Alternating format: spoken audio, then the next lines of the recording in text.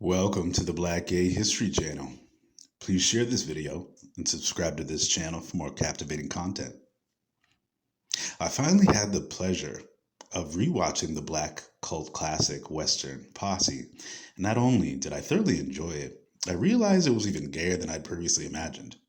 Now, I can be hard on my straight black brethren, but after seeing this movie again, I gotta hand it to director and star actor Mario Van Peebles for being a forward thinker by adding these queer characters and storylines into this movie that celebrated black American history in the West.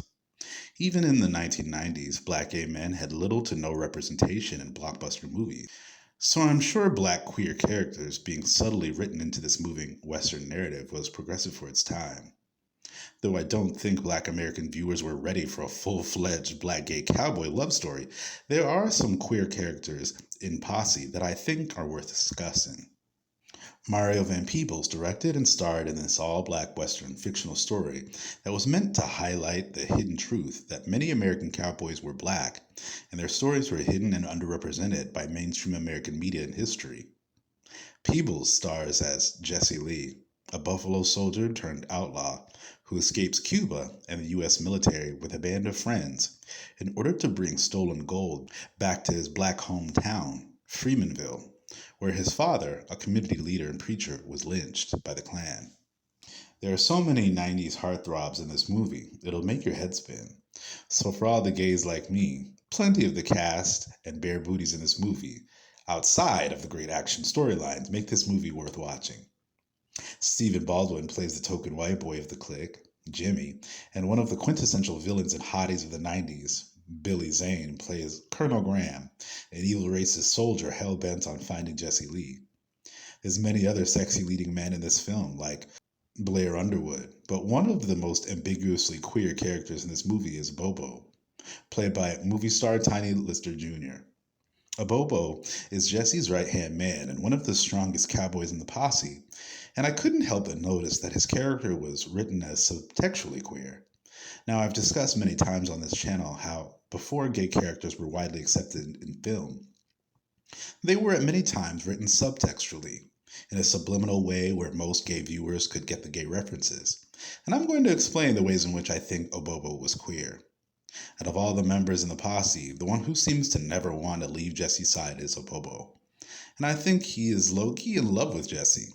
When Jesse has to leave on a solo mission, he has to reassure Obobo as he leaves, and as the rest of the posse head to the whorehouse for a good time, Obobo is the only one who is uninterested in meeting up with the ladies. The posse are warmly greeted by a white madam who assures them that the only color they are concerned about in her establishment is green.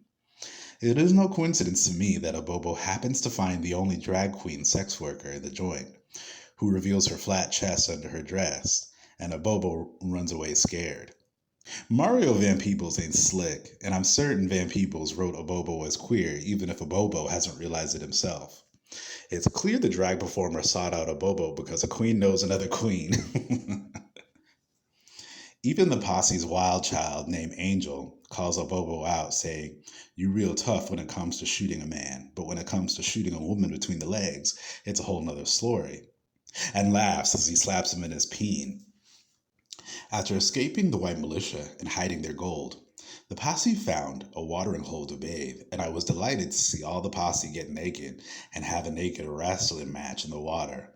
And guess who was flashing all the other guys in the posse and wrestling everyone the most? Obobo, of course.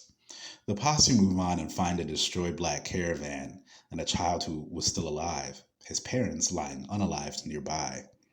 They rescue the kid, and of course, another hint to Obobo's perceived queerness is that the kid rides with him on the horse to Freemanville. Did the others in the posse see Obobo as the most maternal, the softest of the group who would be predisposed to childcare?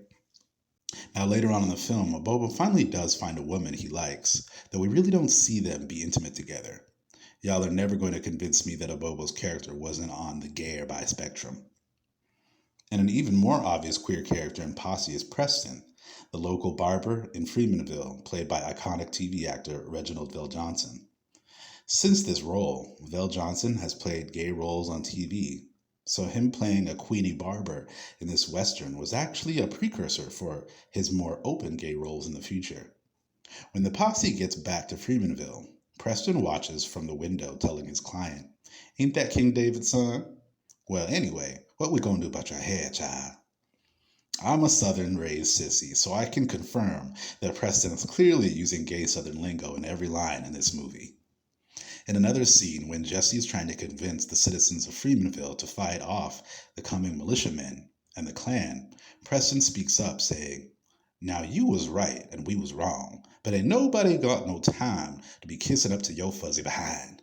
And I thought to myself, I don't believe that for 1 minute, Preston. I definitely think you'd want to kiss up to his fuzzy behind. When the militia and Klan come to Freemanville and the posse and townspeople fight to protect their town, in one hilarious scene, Preston is in his barber shop and suddenly gets shot at. He dodges the bullet and screams, "You bitch!" grabs his rifle and starts shooting back. I started screaming laughing when I saw that scene. If there was any doubt that Obobo was a queer character, then I think Preston brought that gay representation on home in this movie. The whole point of this channel is recording black gay representation throughout history, and sometimes we just have to know where to look. I'd seen this movie as a kid, but clearly missed all the gay subtext, and I'm impressed that Mario Van Peebles in 1993 had discernment enough to write black queer characters into this movie, bringing attention to the truth that, of course, some of the black cowboys of the American West were also queer.